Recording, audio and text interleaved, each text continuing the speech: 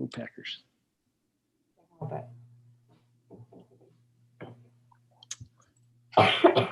All right. Let's see, we're live on YouTube and now recording. Welcome to the first regional report out call for the Southeast Kansas region. These calls will be every Tuesday at 4:30. Governor Kelly and Speaker Reichman and Senate President Masterson all saw value in creating a system where you could hear what was going on with your healthcare system from a regional perspective every week. The idea is these won't be prescriptive. We won't tell you what we think elected officials ought to do or not do. The goal is to get you information so that you and your communities can have conversations and know what's going on. The other thing we're trying to do is we'll have dashboards. Today we have a dashboard that will be attached to this call from the Hospital Association. In the future, we'll have dashboards from KDHE and Mission Control, but we want to bring color around those beyond just numbers so you can understand what's going on. And we want you to hear from your neighbors and people in your region.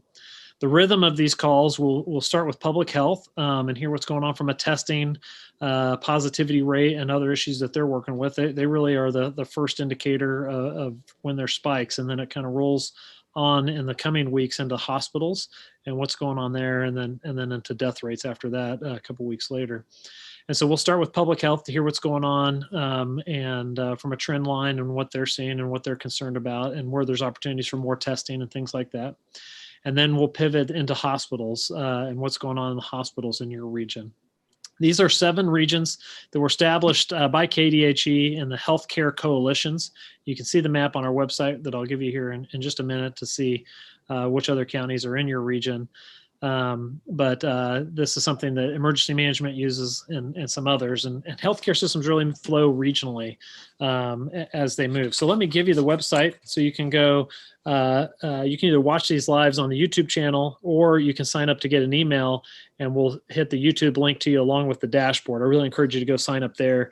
covid.ks.gov/report/outs. I'll say it again, covid.ks.gov/report-outs. That's where you can see, we'll have links to all these on that website, but I encourage you to sign up with the email.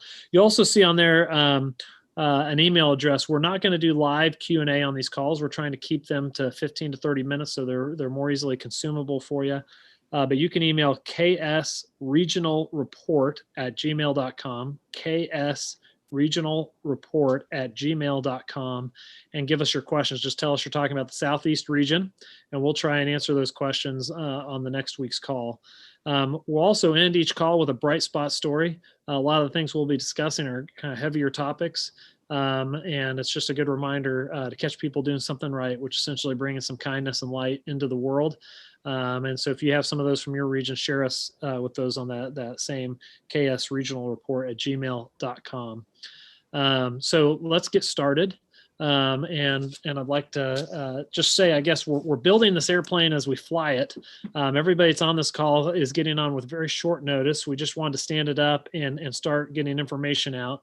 Like I said, we'll have additional dashboards next week. One of those is a regional wrap up from KDHE. But Destiny Wheeler has agreed to represent public health. She's in Wilson County. And Destiny, do you have a little report out you can give us? Yeah, sure. First, I just want to say thanks for putting these together. I think any opportunity to get knowledge out, get information out, and educate people is really what public health has been striving to do in these past 9 months. Besides, the whole flatten the curve thing. So we've been hitting COVID almost exclusively in our health department and in many health departments across the region since about March. And Southeast Kansas is unique in that we have mostly small health departments. My own health department has 4 full-time employees. And we are sitting at over 100 active cases right now. So we very much are feeling the burn here in public health in Southeast Kansas. I know we're not alone. in that. Our positivity rates do not look good. We are testing a lot of people. I do think there's room for more testing. I think the KDHE's testing plan is beginning to get implemented here. I believe we have 2 of the WellCare sites in our region, but I think that's going to be going up here pretty quickly. That is for public health, kind of a double-edged sword. We absolutely understand the necessity to test a lot and test early, but at the same time, we are just almost at capacity in dealing with contact tracing and monitoring. We aren't even monitoring the people in quarantine anymore. We're just putting them in quarantine, sending them a letter, and hoping they do what we're asking. But we are trying to monitor our COVID positive isolation patients 3 times a week, and that gets pretty hairy when we've got 100 and a staff of 4. So so it's like I said, we're feeling the burn. But what else? We do have incredible partnerships here in the Southeast Kansas region. We just had our healthcare coalition meeting today, and really the overwhelming support that this region has for each other is really important when we're getting the kind of community pushback on some of these interventions that we're trying to implement, not even necessarily from community like policymakers, but from local business and things like that we're seeing as a region. So that's kind of what we're at right now. I do think that we'll continue to see the same, and I'm not an epidemiologist, but we've seen a lot of peaks and valleys as the numbers go up. Unfortunately, the peaks are getting higher and the valleys aren't nearly as low as they were. So hopefully that the vaccine will help with some of that. And I think a lot of us now are trying to figure out how we're going to actually try and administer vaccine while we are doing all of this extra work with such a limited staff. Thank you, Destiny. Well, we know everybody out there, you guys are so busy and have been. And so we just thank you for your work and cutting out a little time for this too. On the hospital dashboard that's attached to this report, you'll be able to see the regional number of cases by week in the Southeast region. And so, for instance, I'll just tell you in October, generally it was around between 300 and 350 cases a week.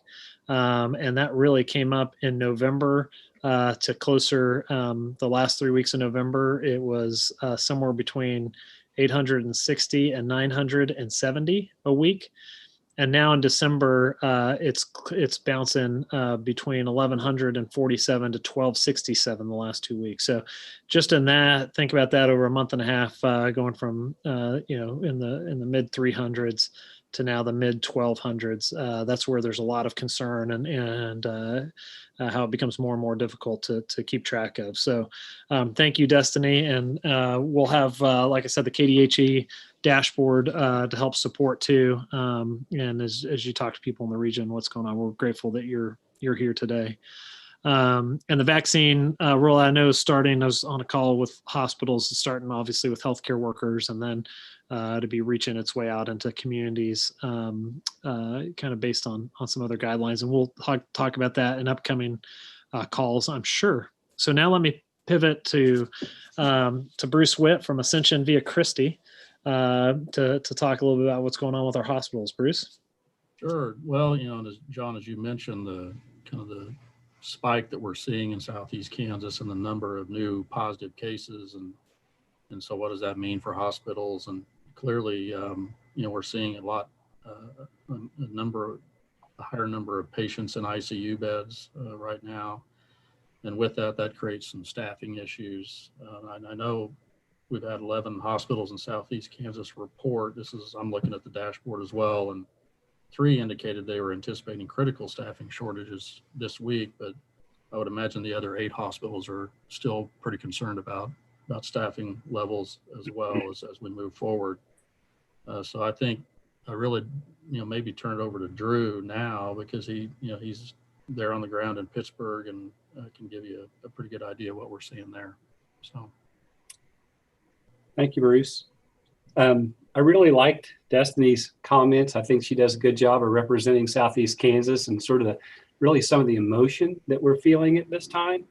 She mentioned community pushback, and certainly we know our communities are tired of this virus. They're tired of social distancing. They're tired of masks, and we are seeing that pushback. She mentioned positivity rates, and while in Crawford County, for the first time in a while, we're seeing those down a little bit. We're down from 34% positivity to 27. It's still a high number. We still in the hospital, we are bouncing off across the top. We began yesterday with a bunch of discharges and about 21 admissions. We have 24 positive patients in the hospital, 12 of which are on ventilators. We have a 10-bed ICU, and we have 12 ventilators. So that means we're doubling up patients. So we're asking a lot of our staff. And so one of the things that's indicative of Southeast Kansas is we recognize our need to collaborate, and there's been nothing but a spirit of collaboration over the past few months. And we get together as a group and we share best practices, and we talk about what we're doing with regard to monoclonal antibody therapies and the vaccine rollout and all those other things. And so it does feel like there's hope on the horizon. We're certainly in the eye of the storm, but last week when we started our own monoclonal antibody therapy, we had tremendous adoption. We had some patient feedback in that first week, patients saying 2 or 3 days later that they felt symptom-free and very good. And so clearly the goal of that program is to bend the curve and keep people out of the hospital. So as Southeast Kansas tends to have a higher than average age, obviously we have a higher risk category of patient population that really can benefit from a therapy like that. And we feel like we're seeing that. Hopefully in the next week or so, we'll see some of our admissions begin to drop. But we find ourselves from a staff allocation standpoint of moving folks from elective procedural areas over into caring for patients on our med-surg units or our ICU. So obviously that's a trend that from a hospital management standpoint is not sustainable to move a lot of your workforce into the acute care environment. So we're concerned about that from a financial standpoint, but we do believe that for the reasons that we mentioned, and certainly not the least of which is the introduction of the vaccines, which will begin vaccinating our team at 7 a.m. tomorrow morning, that there is hope on the horizon. So as we were talking with other hospitals today throughout the state, I began to hear messages from other hospitals saying, we're still very busy, but we see those numbers starting to come down a little bit. And I think that if I could wish for any Christmas present, it would be to see those things coming down, and for the staff that's been working so hard since March to have an opportunity to enjoy time with their family. But we're bracing for a fairly busy holiday at this point, John. Thank you, Drew. I will say, comparatively, having sat through 7 of these, the last 2 were in Western Kansas, where the numbers were getting a little better. But as far as the graphs I've seen, Southeast Kansas is one of the higher and more aggressive spikes. And so, I might speak to that just a little bit, John, because we do have some uniqueness.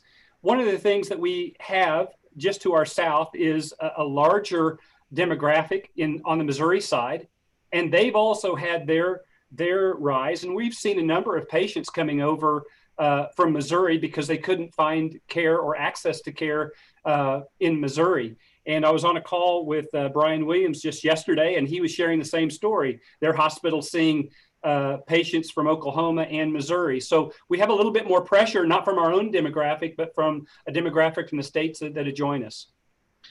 How have you found trying to transfer patients in that process? next to impossible. And if you want to know why we have 12 ventilated patients and only 10 beds, it's because when a patient presents at your emergency department and there's nowhere to transfer them, they're yours. You're going to find a way to manage that patient. And that is really what is really most concerning to our staff right now, is the recognition that when that hits our door, we own that patient until they're able to leave.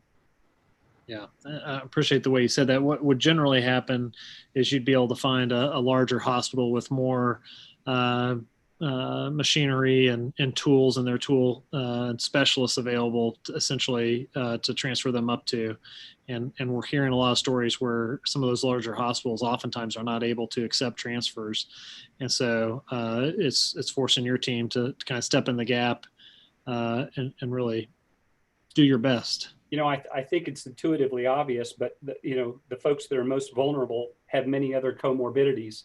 And you take a hospital like ours that doesn't have a nephrology program or a full bevy of intensivists, when that patient comes in and you know that you're going to be managing outside of what your wheelhouse is, nowhere to transfer, it's a frightening situation. But the team's done a great job. We've had great collaboration, as I said, with our partners in the region. So we're going to get through this. Yeah, I appreciate that can-do spirit. It's a great marker. Bruce, anything you'd want to add to Drew's comments? The only thing I would add is we hear about the vaccine, being rolled out, it's still going to be really important for the public out there to continue to do, wear masks, social distance, try to avoid large gatherings, just not let their guard down, because I think when you start hearing that this vaccine's coming, that, maybe we can kind of relax, and we really can't. It's going to be a while before we can really, the vaccines and, been, out there enough that it starts to bend the curve. So that's just a message I want to get across. Yeah, I think that's a great point. So these calls, we're expecting them to last 8 to 12 weeks. And the reason that is because that's really what we expect kind of the belly of the beast to be. This isn't something that's going to change overnight with the rollout. And really, from what I'm hearing on the calls I've been on, is it's getting out into the general public in late spring, maybe even early summer. And so, there is a longer road, but there is a light at the end of the tunnel. And the hope, I'm sure, of all of you would be that it would energize people to be able to say, okay, I can mitigate, I can take these steps for a little bit longer because I know we're almost there, which is a difference from the spring when we didn't know how long the thing was going to last or anything like that. We're starting to have that. Maybe that can provide some energy and some resourcefulness. Destiny, anything you'd want to add to the conversation? Yeah, actually, and I did mention community pushback and things like that, and I think that's very real. But I think what sometimes gets lost in the messaging is the community support.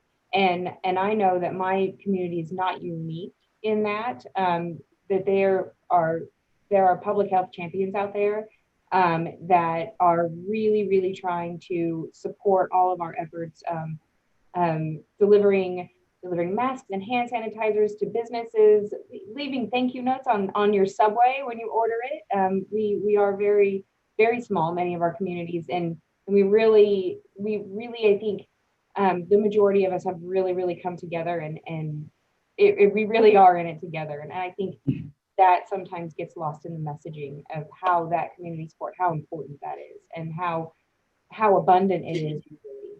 Yeah, and I'd say especially right now, as I'm listening to calls, one of the real concerns across the board is burnout for folks. We've all been at this for a long time, not just public, but what people are seeing. They're seeing more deaths in a week than what they're used to seeing, having to deal with the emotion of that. And, and so to come together and to find ways to encourage people who are in fight on the front lines is a real important thing right now. And I'm glad that you're feeling that from your community in ways, Destiny. Drew, anything else you'd want to add? No, I think we pretty well covered it. Okay. Have an awful lot, as Bruce said, of hope in the vaccine. And yet at the same time, I think he's spot on when he says this is a time where you could easily let your guard down, thinking we're about at the end of this. Doesn't make you less vulnerable. And the patients, and particularly some of the the folks that fall between high risk and not so high risk aren't going to be on the front line of receiving that vaccination. So they need to stay ever vigilant, especially through the holidays.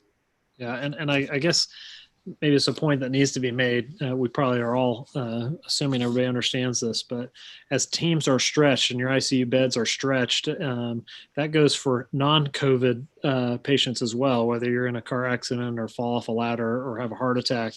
The transfer issues are the same, all that. And so, what we can do to help keep the strain off of you guys creates space for a lot of the normal things that come in that are tragic and that we'd all want for our loved ones to have that kind of care available that we've always had before. Okay. Hey, so if you are finding this useful, I encourage you to share it to get other people onto the website to sign up for these report outs. It's covid.ks.gov/report-outs. covid.ks.gov/report-outs. We'll be doing this every week. Again, trying to keep it between 15 and 25 minutes just so you can consume it.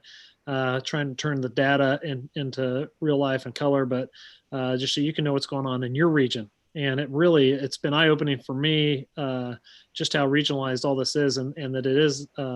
There's real commonalities, but there's different levels of severity depending on the region and response. Please feel free to email us at ksregionalreport@gmail.com with questions you want us to address. Just mention Southeast Kansas region. That's ksregionalreport@gmail.com. And also with any bright spots, I have 2 bright spots to end on for everybody here. A group in Crawford County is creating a list of all the grocery delivery options in the county, is engaging area influencers to help spread the word. The goal is less foot traffic in the stores while at the same time encouraging shopping at local businesses. So that's great. Just creating a list of all the grocery store delivery options there and getting that out there for folks. In Garnett, a group is mobilizing community members, especially teens, to produce fun social media skits, each designed to promote proper public health behaviors in a fun way with prizes for the most creative. So again, just being active, trying to figure out how to spread the word and keep fresh energy in this as communities we're battling against this pandemic. So just thank you guys. I thank your teams for all that you're doing. Destiny, Bruce, and Drew, thanks for the boots on the ground, kind of real life of what's going on there in your world. And we'll be here at the same time next week and every Tuesday at 4:30. Thank you guys for your time, and I hope you have a good week. You too. Thank you. Thank you.